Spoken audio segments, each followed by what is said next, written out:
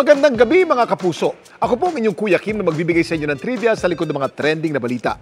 Makifiesta tayo sa isang isla sa Denmark kung saan ang highlight ng kanilang pagdiriwang ang sabay-sabay nagpagpapalipad ng makukulay at naglalakihang mga saranggola.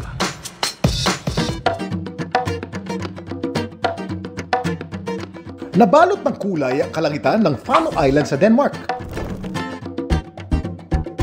Sa paglipad ng mahigit 25,000 saranggola. Ito ang taunang Fano International Kite Flyers Meeting, ang pinakamalaking kite rally sa buong mundo, ang ika-40th anniversary ng Kite Festival. Nilahukan ang mahigit 5,000 kite flyers mula sa 26 na bansa. Bawat saranggola, iba't ibang disenyo, kulay at laki. Pero ang pinakaagaw eksena, ang saranggolang ito mula Indonesia, na 100 meters ang haba. Ang mga saranggola, isa sa pinakamatandang laruan sa buong mundo. Gayunman, hindi pa malinaw kung saan ito na-imbento.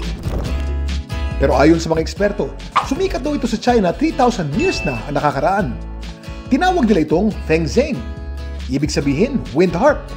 Sinasabitan kasi nila ito ng mga wind musical instruments kapag nagpapalipad. Ang oldest known surviving kite naman, nadiskubre sa Leiden, Netherlands noong 1985. Isa itong French pear-top kite. Ang saranggolang ito, record-breaking din. Isa kasi ito sa pinakamalaki sa kasaysayan.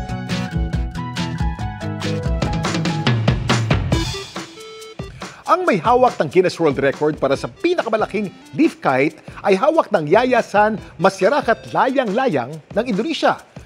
Ang gawa kasi niyang leaf kite noong 2016, nasa 5 meters ang haba at 4.30 meters ang lapad. Inabot daw siya ng 2 linggo para lang mabuo ito. Samantala, para malaman ang trivia sa likod ng viral na balita, i-post o i-comment lang, #Kuya Kim. Ano na? Laging tandaan, kimportante ang may alam. Ako po si Kuya Kim at sagot ko kayo, 24.